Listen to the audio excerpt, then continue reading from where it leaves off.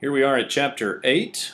Give you a couple of examples to work with here on the inseparable prepositions, and then chapter 8 also it covers the conjunctive vav. So this would be a vav at the front of the word that is translated as and, as a conjunction. Can also be translated but in certain circumstances as an adversative, but mostly and is what we would get with that one. The summary chart is on page 38 in your textbook for this one, and you'll notice again that we've thrown these into the same chapter because they point very similarly. In fact, they point identically up until Rule 6, where for the inseparable preposition, we get the rule that the preposition just supplants the hey of the article when it points.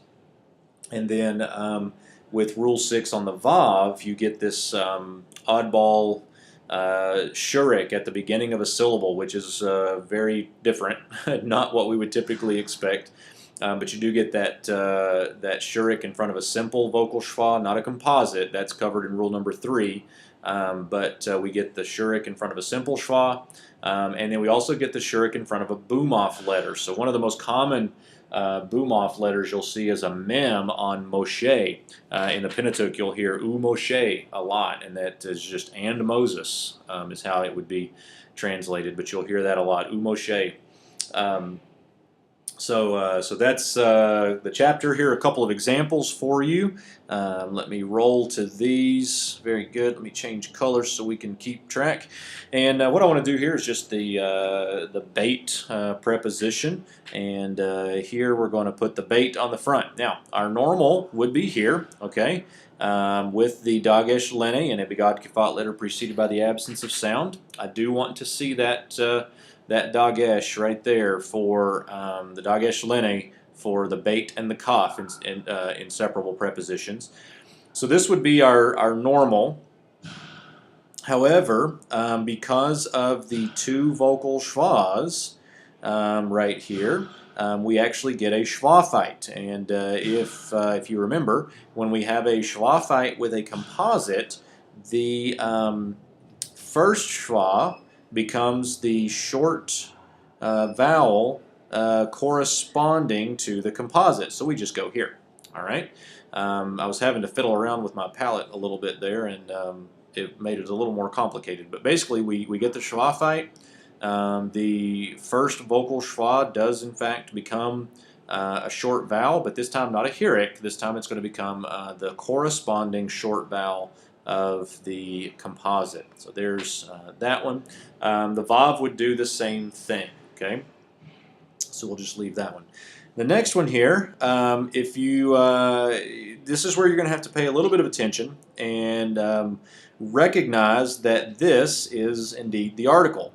Maybe it would be better to do it like this. This is the article, okay? So we have ha-melachim right here. Ha-melachim.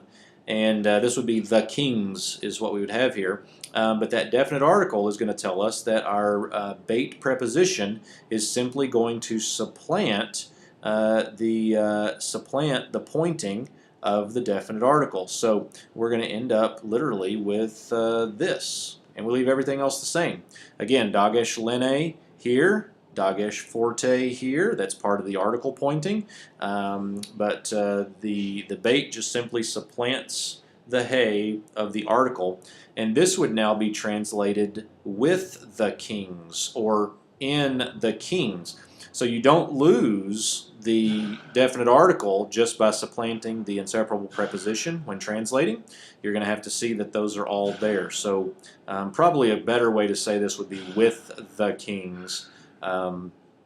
Instead of in, but there is that one. Let's move to a couple more here. Let's go the other way. And we have here our mem with the accent. This is going to be important here with the accent. If you have a chance to look at your chapter chart, this is going to be rule number 3 on page 38 in the summary, rule number 4 in the summary chart. We mentioned, or maybe Dr. Fuller mentions in the video, that the original, I'm using a bait, sorry, that the original, meaning the proto, was here, right? And if we remember from chapter 6 that open pretonic syllables require long, this is the tonic, so here is an open pretonic. We would expect to get our long comets. Open pretonic requires long. So indeed, this is our normal, and this is an acceptable answer. The difficulty is the Masoretes were not consistent with this one, and we do also get this option, which is our normal. So remember that one. In an open pretonic syllable, you may get both options. I would like to see both options, okay? And then the next one here, this one's going to be fun. We're going to put our normal on here. That's kind of how I always start. If you'll notice now that the normal is on there, we have two schwas side by side at the beginning of a word. They're going to fight. We get Behuda with now a silent schwa here.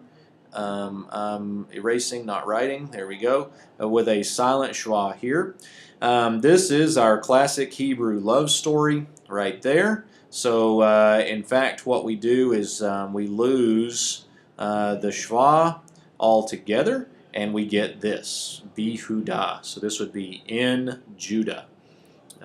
With that one. So we have the schwa fight, which leads to the Hebrew love story with the Hirik Yod. They will hook up every time, and then we lose the schwa, we get Behuda. And if you think about it, even if we had a silent schwa right here, I'm still erasing, sorry. Even if we had a silent schwa right here, the phonetics of this word would still be Behuda, because it would be a silent schwa preceded by a short vowel. Okay, so really all we've done is just phonetically, we have morphologically made the word match what it does phonetically by just making it a Hirik Yod. So there are a couple of examples of those.